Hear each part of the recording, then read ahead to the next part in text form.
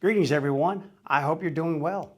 A few days ago, I posted a video on how to use the vibration button on your remote training collar to gain your dog's attention. And I received a few comments and questions from dog owners who, when they use the vibration button, it comes in the form of a correction to their dogs. The dogs respond as though they're actually being corrected instead of really gaining the dog's attention in a positive way, as I demonstrated in the video. And they want to know, why is that occurring, which is a good question, and better yet, what to do about it. Well, here's a couple of reasons as to why this could be occurring. In short, it's usually associated with incorrect pairing. But why does this occur?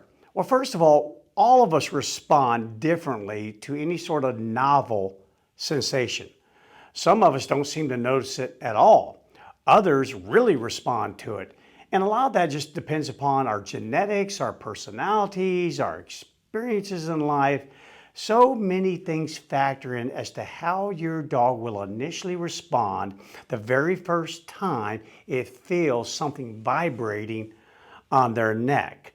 And most of the time, if they respond in an adverse way, they're frightened by it, or they act like they received a correction, it's usually because at some point, there was some correction given and then the vibration. Meaning a lot of dog owners will correct their dogs using a remote training collar. But then that particular dog, being very sensitive, may overreact to the stem, so they go, oh no, I'm not going to press that button on that stem anymore. I'll just go ahead and use the vibration instead. But unfortunately, too late. The stimulation on a remote training collar is a pulsating stimulation. You can pulsates. And it does at levels that are so low that I don't care how sensitive you are, you'd never even feel it, to a level that I guarantee you will feel it. But the vibration also pulsates. It's just, again, at that lower range, that little lower frequency there, and therefore it's usually not assumed as a correction. For other people, it's because they didn't give their dog enough time. And the initial response was, oh, geez, oh my God, what the heck was that? Oh, this is horrible. And of course, the owner is responding kind of, oh, geez, that's terrible. I'm never going to use that again. And they just don't give it enough time. Case in point, from a human example, I remember years ago, Karen and I purchased a new vehicle. And while I was driving the vehicle down the road, I started to change lanes. Now, trust me, I do believe in turn signals. I absolutely do, and I appreciate when other people give turn signals. But on that particular day, there was no one around us. There was no one behind me, no one in front of me. So what's the point? I just started to change lanes. And right then, boom, my whole butt lit up. It was like, burn! And I was like, whoa! Holy cow, what's going on? In fact, I'm swerved this way, I swerved that way. The very thing that had been installed in that vehicle to prevent me from having a crash, to make sure I was aware of the fact that I was drifting into another lane, almost caused me to crash. And as soon as I was told why that thing did that and explained what its purpose was, I said, oh no, I'm not having any of that. You can just go ahead and turn that bad boy off. I don't need that. I've been driving for decades. I do not need some machine to tell me when I'm drifting to another lane. I'm quite aware of that. In fact, it actually was as though the machine was punishing me for not using my turn signals. So I turned it off. I didn't give that signal a chance. And so many times, that's what happens when we use the vibration mode on the dog. They respond like me. They go, whoa, gosh, what the heck was that? Wow, I wasn't expecting that. And they shouldn't have been expecting it. There's no genetic information. Nothing in their chromosomes ever prepared them to feel something vibrating on their neck from a mechanical device. They will be hypersensitized by this sensation to begin with.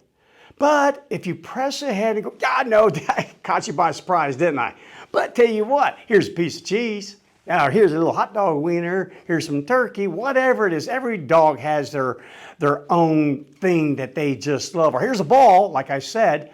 If you just press on, you keep doing it. In fact, you guys have all seen Captain in a million videos, and he's a lovable dog. I mean, he loves cheese, he loves a treat, he loves a ball, he loves darn near everything. He acted the same way. I remember the first time I pressed the vibration button on a remote collar, he acted like me driving that SUV. He was like, whoa, what the heck is that? And had I responded with, oh no, that really alarmed my dog, or that caused my dog some perceived pain or something, and shut it down, I tell you what, I wouldn't have Captain at the level of obedience that you've seen in all the videos. You wouldn't see that incredible spirit that he has. I'm able to gain his attention when I can't even see him. If I press this vibration button, he comes looking for me. He looks for me. He hunts me down through the woods, through the mountains. You've seen all my videos in the mountains, rushing river behind me. There's zero chance when he's 100 yards away, when the French Broad River is raging over rocks, that he's going to hear me say, come. No, I pressed ahead. I pressed ahead. And I never used the vibration button as a warning. No. In fact, did you know that when these first came out, when the vibrations first arrived on scene on remote training collars, that they were actually designed to be able to give your dog a remote reward? So, little Labrador hunting puppy. Little puppy, vibrate, treat, vibrate, treat, vibrate, treat, over and over again for many weeks. Then one day, the dog is older, has received a lot of advanced training. They send the dog out into the lake, and not all these Labradors know exactly where the duck or the decoy has landed. They're directed to that location by their human counterparts, by their human trainers or handlers or owners. And so the Labrador is trained to jump into the water and swim straight ahead, just keep swimming in a straight line. And then when you hear a whistle, then you stop, turn around and look at me. And I will either say, go further, come back towards me, go left or go right.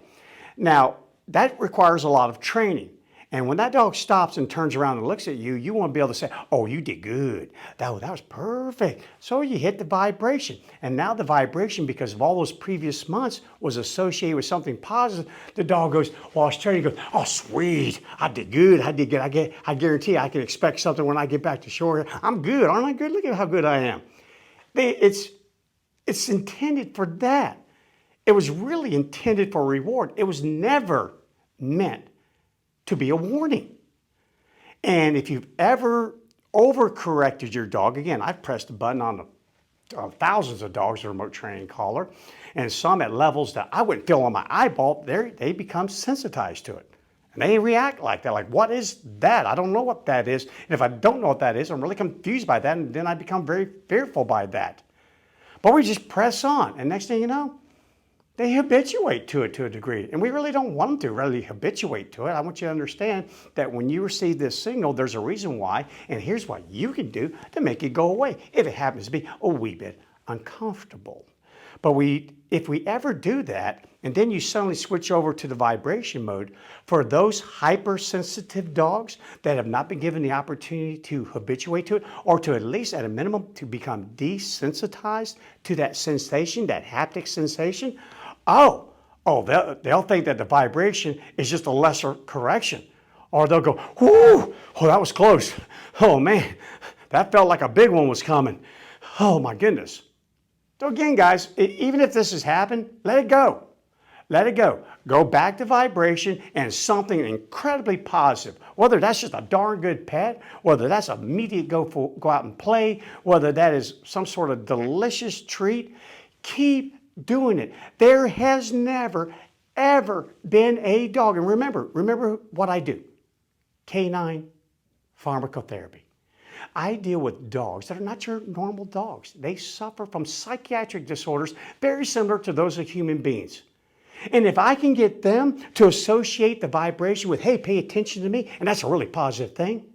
If I can get them to do it, you can too with your dog. I've never seen a dog not be able to overcome this. In fact, when we train deaf dogs, they can't hear. Oh, you can't. You got to touch them at a distance and let them know that you're trying to get their attention. And so how are you going to do that without a leash? What, throw a stick at them? Throw a rock, get a slingshot? What are you going to do?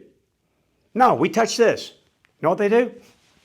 Immediately start looking for us. They see us, now come or sit or down, something of that sort. I've even trained police canines. You send them into a building to search. They're searching for a bad guy. They're going through the building. The officer's undercover outside. Well, suddenly he gets a report. Hey, we need to change locations. We believe the suspect is actually in the building next door. But you don't know for sure. So you need to get your dog back. Well, you don't want to just stick your head out from around the corner and go, hey, Fido, come out here. Canine Fido, come out here. No, that's how you get your head blown off. So they remain concealed, press the vibration button, and the dog is trained. And when I feel that, go find my handler. Come out of the building on your own. There's a million wonderful reasons why you should be able to touch your dog at a distance without being tethered to your dog. Stick with it, guys. I promise you. And if you're having individual problems with this, send me a video. Send me a video. Let me download it in the thread or send it to me directly. Let me take a look at it, and I'll be glad to give you a couple of steps on how you can get over it. Because I've been doing this for 40 years, and I have never, ever had a dog that I could not get over the vibration button or the tone button when people are trying to use that to gain their dog's attention. Okay, so stick with it. It's either because it got associated with the correction, that sensation, the vibration sensation at one time, and the dog will not uncouple them. One is the other, or you just didn't give it enough time. You turned it off like I did with the SUV, warning me about drifting into a lane before I gave it a chance. So you don't be like that. Give it a chance. I promise you it'll be very rewarding in the end. All right, guys, just want to put that out there. A heck of a lot easier to do this in a video than it is to type that. So hope you got something out of it. Shoot me some more comments, some more questions. Let me know. Take care. Hey, guys, if you enjoy my videos, or better yet, find them beneficial to your relationship with your dog, please like the video, share it with another dog-loving friend, and subscribe.